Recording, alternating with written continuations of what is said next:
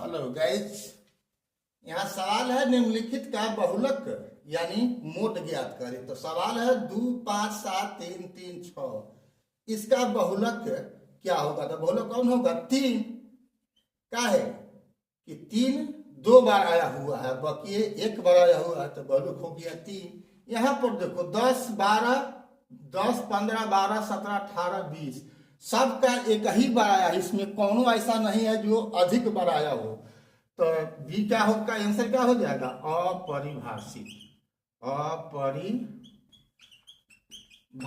हो गया।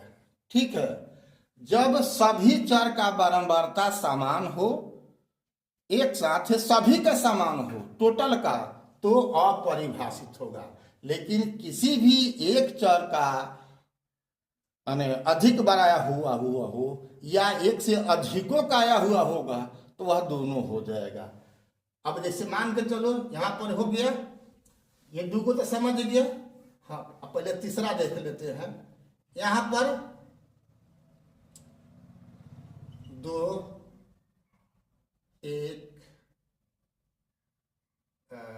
3,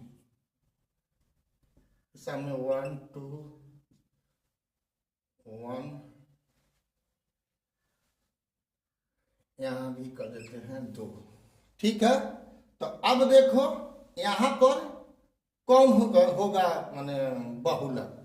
तो 2 3 बार आया हुआ है, 1 2 बार देख रहा है, सबसे अधिक बार ये 2 आया हुआ है। आंसर क्या हो जाएगा? सी का आंसर हो जाएगा 2, यानी इसका बहुलक हो जाएगा 2। 3 नहीं बल्कि चर, जो चर का नाम लेना है। ये 2 3 बार आया हुआ तो आंसर हो गया 2। यहाँ पर बहुलक कौन हुआ? 2 हुआ। ठीक है, अब हम एक नया सवाल लेते हैं, विचार करते हैं डी पर। क्या है उसको यहीं पर ले लो। मान लो कि डी में लिखे हुए हैं 3 4 4, 2 5 5 7। अगर इसका बहुलक पूछा जाए तो क्या होगा? तो यहाँ इसका बहुलक हो जाएगा, मान के चलो यहाँ पर हम लिख दिए डी, सवाल नंबर डी। डी का आंसर क्या होगा? तो 4 और 5 दोनों होगा। क्या होगा? 4 एवं 5।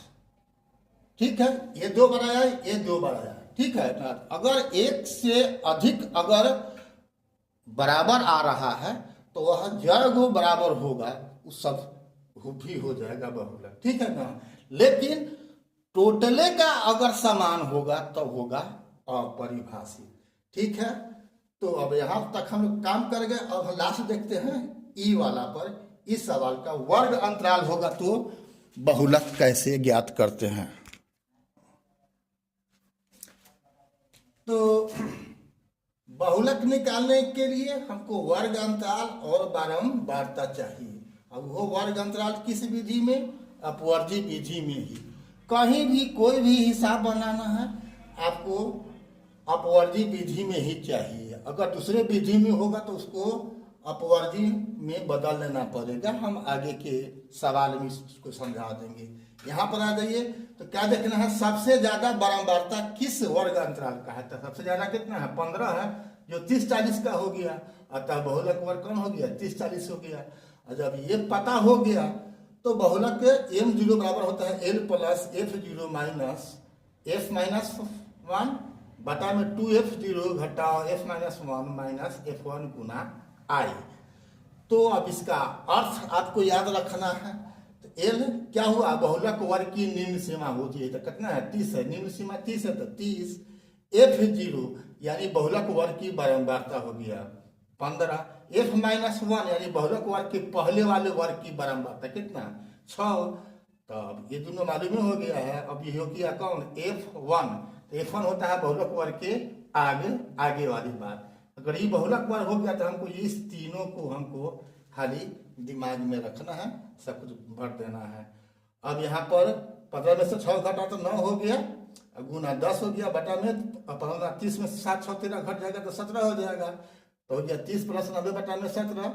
90 में 17 से भाग करेगा तो 30 प्लस 5.29 हो गया बराबर 35.29। इसको 35.30 भी लिख सकता है।